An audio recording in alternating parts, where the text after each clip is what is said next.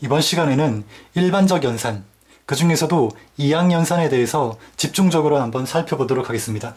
먼저 이항연산이 어떤 연산인지 용어부터 한번 살펴보도록 합시다. 이항연산이 있는데 여기서 이항이라는 건 두 개의 항목 혹은 대상 이 정도로 생각하시면 될 것 같습니다. 두 개의 항목 혹은 두 개의 대상을 가지고 어떤 하나의 새로운 결과를 만들어낼 때 그때를 우리가 이항연산이라고 합니다. 되겠습니까? 어떤 두 개의 항목을 가지고 새로운 결과를 만들어낼 때 그때를 이항연산이라고 한다는 거죠. 지금 우리가 배우는 단어는 실수 단원입니다. 그래서 이 두 개의 항목 혹은 대상을 실수로 제한시켜서 국한시켜서 한번 얘기해 보도록 하겠습니다. 그러면 이 이항연산을 만족하는 연산 뭐가 있겠습니까? 여러분 잘 아는 바로 사칙연산이 있겠죠. 그렇죠?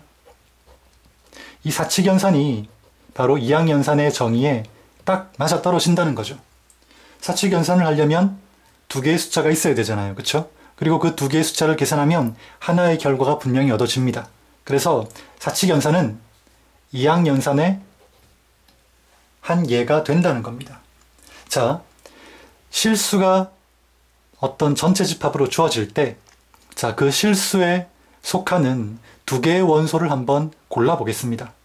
먼저 고른 숫자를 A, 그 다음 뒤에 고른 숫자를 B라고 한번 해볼게요. 그러면 이 두 개의 숫자를 가지고 우리가 사칙연산을 한다고 한번 가정을 해봅시다. 그러면 더하기, 빼기, 곱하기, 나누기 이 네 가지 연산을 할 수 있을 건데 이 각각의 연산에 대한 결과는 오로지 하나가 나오겠죠. 그렇죠? A 더하기 B에도 어떤 하나의 결과가 딱 주어질 거고 A 빼기 B에도 어떤 하나의 결과가 주어질 거고 A 곱하기 B에도 역시 마찬가지 A 나누기 B에도 역시 마찬가지입니다. 그렇죠?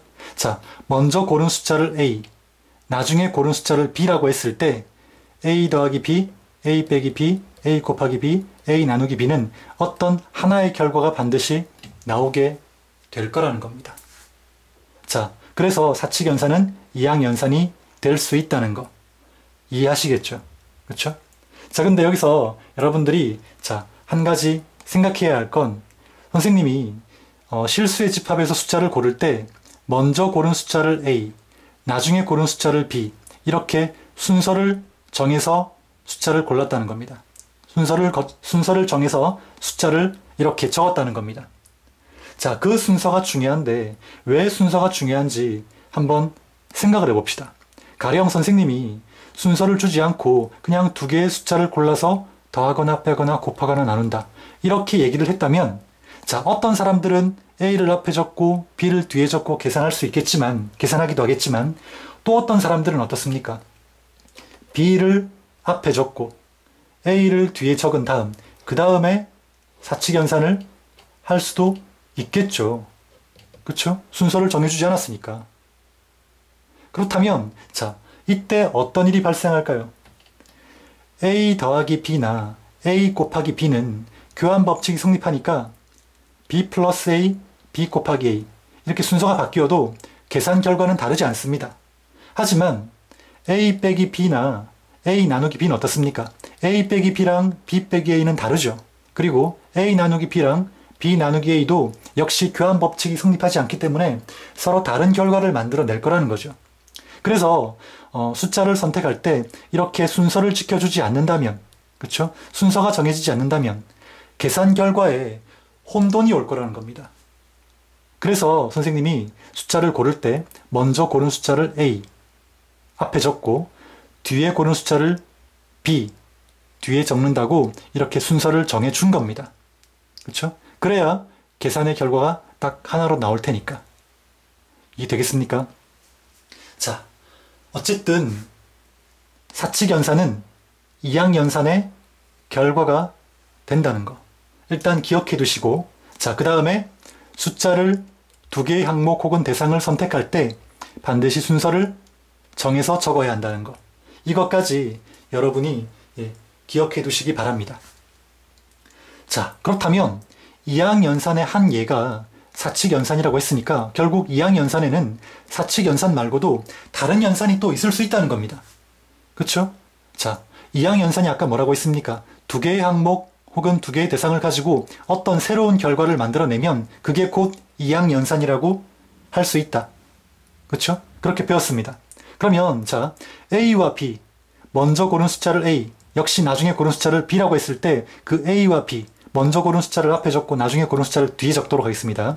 자, 그렇게 했을 때, 자, 그 두 개의 숫자 A, B를 가지고 할 수 있는 계산은 여러 가지가 있습니다. 즉, 우리가 필요에 따라서 정하기 나름이라는 거죠. 가령, 자, 예를 들면 이런 겁니다.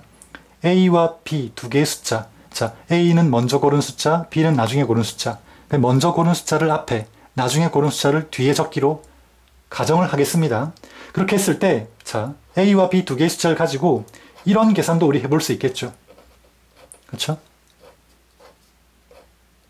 자, 먼저 고른 숫자를 A 앞에 적고 그 다음에 두 번째 나중에 고른 숫자를 B라고 하고 뒤에 적는다고 할 때, 자, 이런 계산도 어떻습니까? 계산을 해보면 A와 B라는 숫자가 정해져서 계산을 해본다면 역시 하나의 결과가 뭔가 나오겠죠.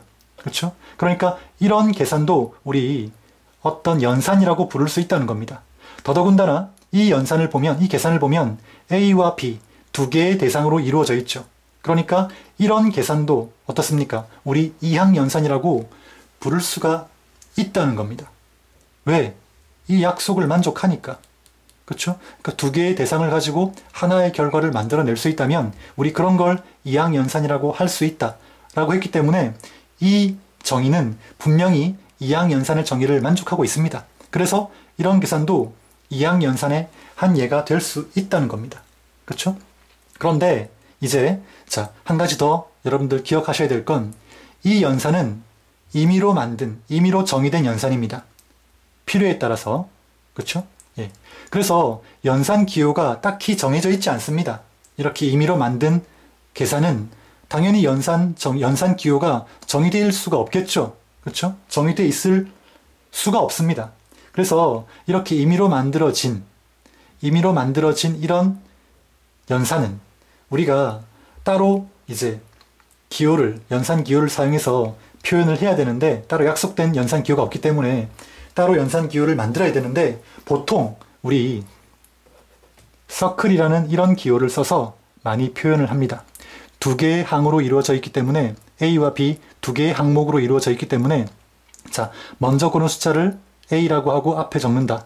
그 다음 나중에 고른 숫자를 B라고 하고 뒤에 적는다 라고 했기 때문에 이렇게 순서를 지켜서 이렇게 많이 표현을 합니다. 뭐 꼭 서클일 필요는 없습니다. 문제에 따라선 뭐 세모, 뭐 별표, 동그라미 두 개, 뭐 여러 가지 기호로 정의되기도 합니다. 어쨌든 이 연산 기호가 중요한 게 아니라 이 연산 기호가 어떻게 정의되어 있는지, 그 정의된 내용이 중요하다는 거죠. 이해됐습니까? 자, 이렇듯 우리가 이항연산을 새로 정의할 수 있다 라고 한다면 이런 이항연산 말고도 사실은 어떻습니까? 이런 종류 말고도 무수히 많은 이항연산을 필요에 따라서 많이 만들 수가 있을 겁니다. 그쵸? 네. 그러니까 이항연산은 무수히 많다는 거죠. 사칙연산뿐만 아니라 이렇게 임의로 정의된 연산까지 다 포함해서 우리가 이항연산이라고 부르기 때문에 이항연산은 자, 종류가 사실은 무한하다는 겁니다. 자, 가령 한 가지 더 예를 들어본다면 이런 연산 어떻습니까? A와 B를 곱한 다음 거기에 3을 곱한 수, 이런 계산도 어떻습니까? 하나의 결과가 뭔가 나오겠죠. 그렇죠? 그러니까 이런 계산도 이항연산이라 부를 수가 있다는 겁니다. 이해되겠습니까? 자, 이까지 이해하셨다면 뭐 이항연산 거의 다 이해를 하신 겁니다. 그리고 이항연산 중에서 사칙연산이 아닌 이렇게 새로이 만들어진, 새로이 정의된 연산 있죠. 이런 새로이 정의된 연산을 우리가 일반적 연산이라고 하기도 합니다.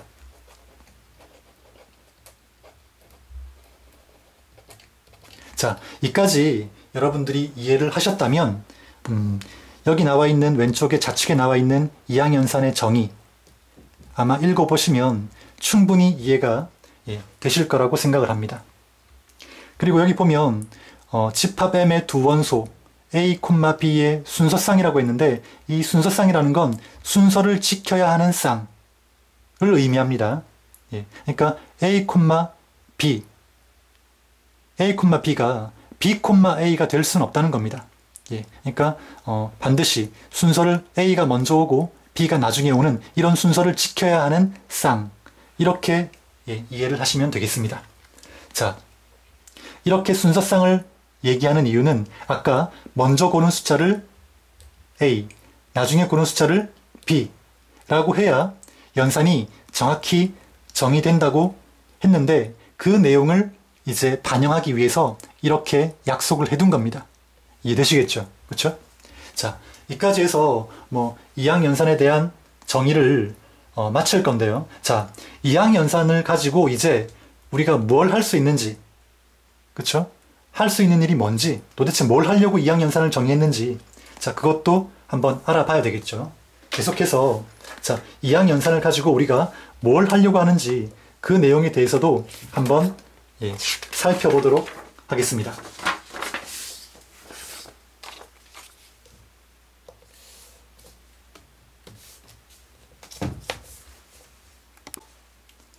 이항연산을 가지고 무엇을 할 수 있는지, 무엇을 하기 위해서 이항연산을 정했는지 살펴보기에 앞서서 지금까지 우리가 배웠던 내용 아주 간략히 한번 살펴보겠습니다.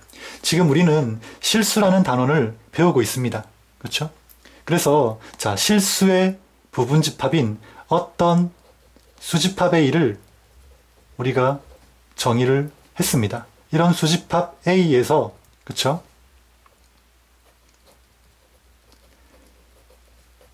사칙 연산에 대해 이런 것들을 배웠습니다. 닫혀있다, 닫혀있지 않다.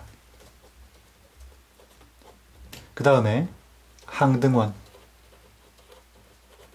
그 다음에 여권, 이런 것들을 배웠다는 거죠. 그렇죠? 이것들이 앞선 시간에 배웠던 내용들입니다. 어떤 수집합 A에서 사칙 연산에 대해 닫혀 있는지 닫혀 있지 않은지, 그렇죠? 그 다음에 수집합 A에서 덧셈이나 곱셈에 대한 항등원, 덧셈이나 곱셈에 대한 여권, 이런 것들을 배웠다는 겁니다. 이런 용어들의 정의를 배웠다는 거죠. 근데 우리가 지금 이번 시간에 배운 건 뭡니까? 사칙 연산이 아니라 일반적 연산, 즉 일반적 연산 중에 이항 연산에 대해서 배웠죠. 그렇죠? 이항 연산에 대해 배웠습니다. 그러면 자, 이항 연산에 대해서도 우리가 닫혀 있다, 그렇죠? 닫혀 있지 않다,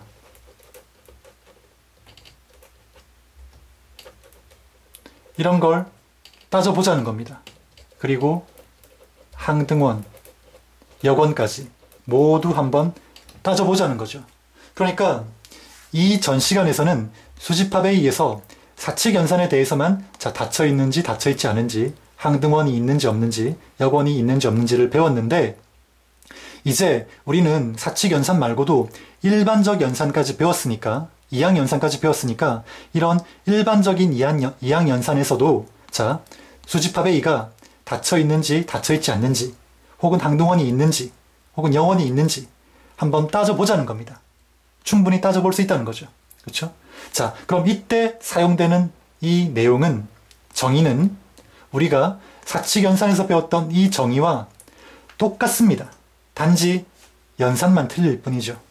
그렇죠? 자, 이번 시간에는 닫혀있다, 닫혀있지 않다까지만 배우고 다음 시간에 항등원, 여권, 일반적 연산에서의 항등원, 여권까지 한번 살펴보도록 하겠습니다.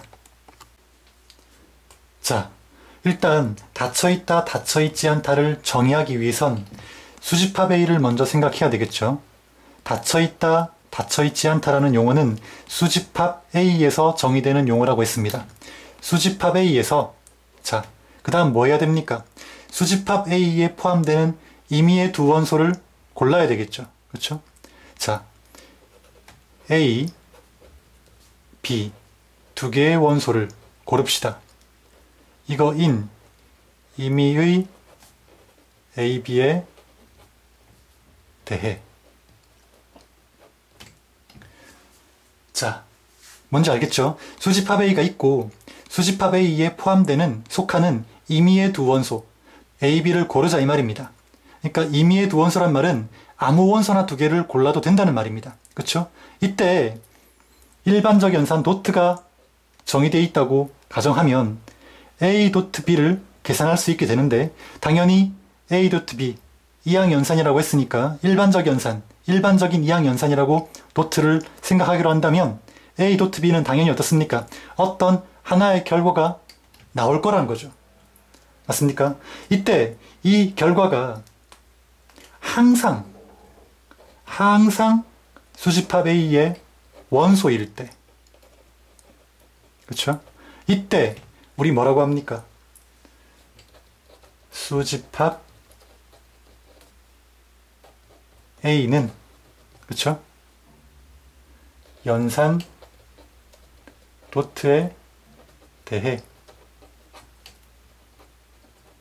닫혀 있다 라고 얘기를 한다는 거죠. 자, 다시 한번 정리하면 이렇습니다. 수집합 A가 있는데 여기서 어떤 두 숫자를 골라가지고 일반적 이항연산인 이런 도트 연산을 취한다 하더라도 그 결과 C가 항상 주어진 수집합 A에 속한다고 하면 그때 수집합 A는 연산 도트에 대해서 닫혀있다 라고 얘기할 수 있다는 겁니다. 그렇죠? 자, 우리가 이전 시간에 배웠던 사칙연산에 대한 닫혀있다, 닫혀있지 않다와 똑같다는 겁니다. 그렇죠? 그럼 자, 닫혀있지 않은 경우는 어떤 경우겠습니까? 이런 A 도트 B라는 연산을 했을 때 그 연산 결과 C가 수집합 A에 속하지 않는 경우가 단 하나라도 존재하면, 그렇죠? 그때는 수집합 A가 연산 도트에 대해서 닫혀있지 않다라고 정의를 합니다. 이것 역시 사칙연산에 대한 닫혀있지 않다 정의와 똑같다는 거죠.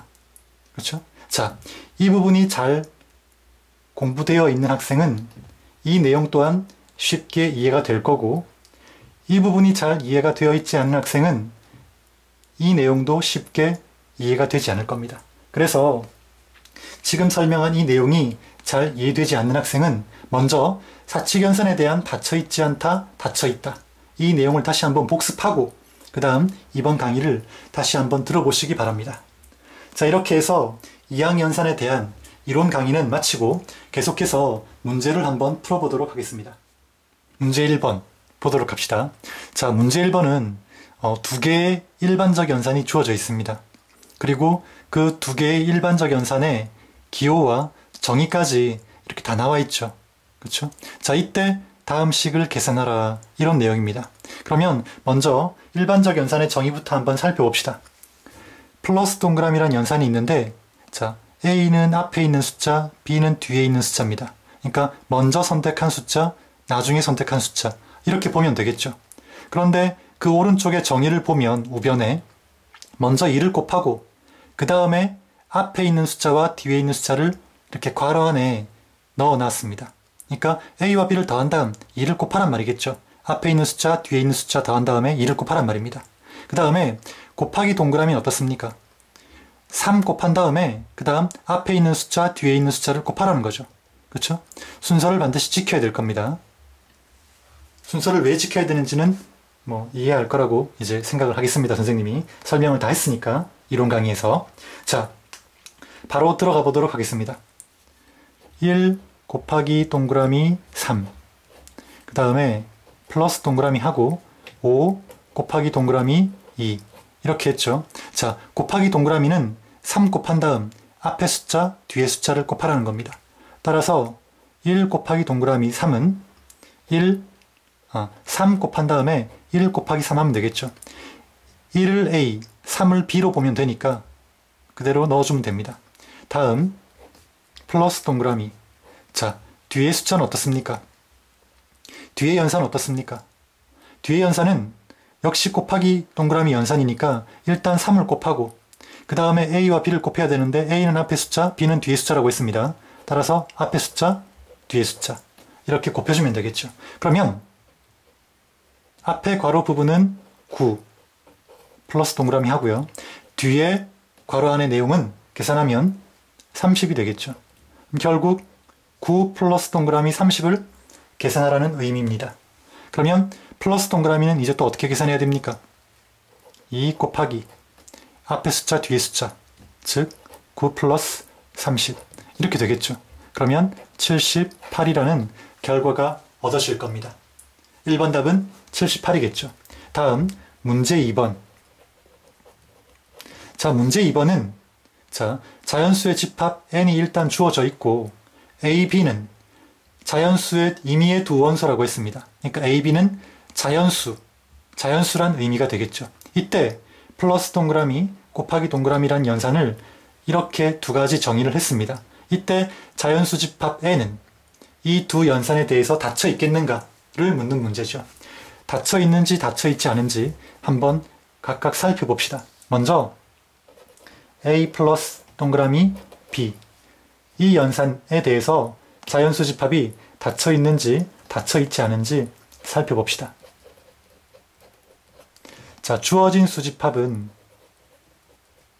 자, 주어진 수집합이 뭔지 아는 게 제일 우선입니다.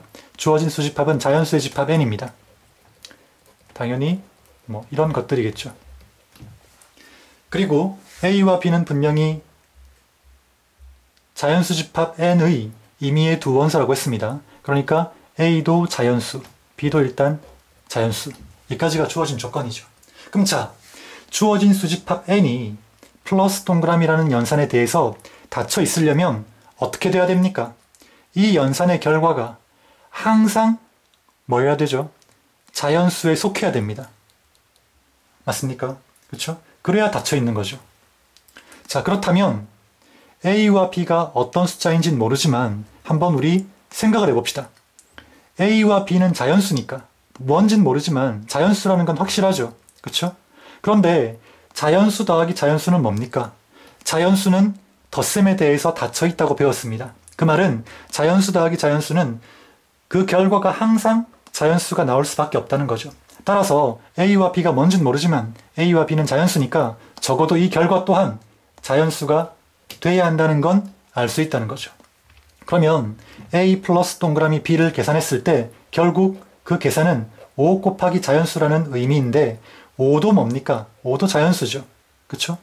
그러면 결국 a 플러스 동그라미 b의 결과는 자연수 곱하기 자연수 항상 이런 형태가 된다는 의미가 되고 자연수는 덧셈뿐만 아니라 곱셈에 대해서도 닫혀 있죠. 역시 그 말은 자연수 곱하기 자연수는 항상 자연수가 된다는 의미가 됩니다. 따라서 이 결과는 항상 자연수가 나오게 되어 있다는 거죠. 결국 뭡니까?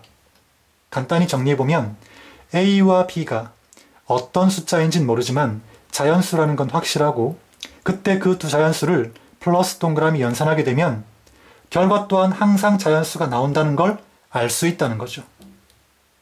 맞습니까? 그러면 이 결과가 뭔지는 모르겠지만 항상 자연수에 속하게 되어 있으니까 즉 임의의 두 자연수 a, b에 대해서 플러스 동그라미 연산을 하면 그 결과는 항상 자연수가 나오게 되어 있으니까 즉 주어진 수집합 안에 포함되게 되어 있으니까 결국 주어진 수집합 n은 플러스 동그라미 연산에 대해 어떻습니까? 닫혀 있다 라고 볼 수 있겠죠. 그렇죠? 자, 별로 어려운 문제 아니었습니다. 다음 두 번째는 뭡니까? 곱하기 동그라미 연산이죠. 자, a 곱하기 동그라미 b 연산입니다. 이 연산은 자, 먼저 a와 b를 곱하고 그 다음 a와 b를 더한 것을 뺐죠. 그렇죠? 뺄셈입니다. 뺄셈으로 연결되어 있습니다. 자, 이제 자연수 집합 n이 곱하기 동그라미 연산에 대해서 닫혀 있는지 닫혀 있지 않은지 살펴봅시다. 먼저 닫혀 있으려면 이 연산의 결과가 항상 자연수여야 될 겁니다. 그렇죠? 그러면 곱하기 동그라미는 닫혀 있는 게 되겠죠. 자연수 집합은 곱하기 동그라미 연산에 대해서 닫혀 있는 게 되겠죠. 하지만 이 연산의 결과가 A 곱하기 동그라미 B, 이 연산의 결과가 자, 무수히 많을 건데 그 무수히 많은 것 중에 하나라도 자연수에 속하지 않는 게 있다면 자연수 집합 N은 곱하기 동그라미 연산에 대해서 닫혀있지 않은 게 될 겁니다. 그렇게 배웠죠. 그쵸? 자, 이 문제는 선생님이 간단히 발레를 통해서 보여주도록 하겠습니다. 자, A가 1이고 B가 3인 경우를 한번 예로 들어봅시다. A와 B는 자연수 집합 N에 속하는 그런 원소 맞습니까? 자연수 맞죠? 자, 이 두 값에 대해서 A가 1이고 B가 3일 때 자, 곱하기 동그라미 연산을 한번 해보겠습니다. 근데 자, A를 1, B를 3으로 봤죠? 자, 그럼 어떻게 됩니까? 일단은 두 수를 곱했습니다. 그럼 3. 그 다음 두 수를 더했죠? 4. 이걸 뺀 겁니다. 맞습니까? 그러면 이 연산의 결과가 뭡니까? 이제 보면 마이너스 1이죠. 마이너스 1이라는 건 자, 자연수에 속하지 않는다는 겁니다. 그렇죠? 자, 분명히 A와 B, 자연수를 선택했습니다. 즉, 주어진 수집합 N에 속하는 임의의 두 값 중에 자, A를 1, B로 3으로 선택했습니다. 그런데 이 연산의 결과가 마이너스 1이 나온다는 거죠. 근데 마이너스 1은 분명히 어떻습니까? 주어진 수집합 N에 포함되지 않죠. 그러니까 결론, 이제 나왔죠? 주어진 수집합 N은 어떻습니까? 속하지 않는 그런 계산 결과가 나왔기 때문에 자연수집합 N은 곱하기 동그라미 연산에 대해 뭐라고 해야 되죠? 그렇죠. 닫혀 있지 않다 라고 얘기를 해야 될 겁니다. 자, 여러분들이 여태까지 해온 강의를 잘 듣고 이해했다면 문제 1번, 2번 결코 어려운 문제가 아닙니다. 그렇죠? 자, 이렇게 해서 자, 일반적 연산에서의 닫혀있다, 닫혀있지 않다, 그리고 이항 연산에 대한 정의까지 자, 설명을 모두 마치고 문제까지 풀었습니다. 여기서 강의 모두 마치도록 하겠습니다.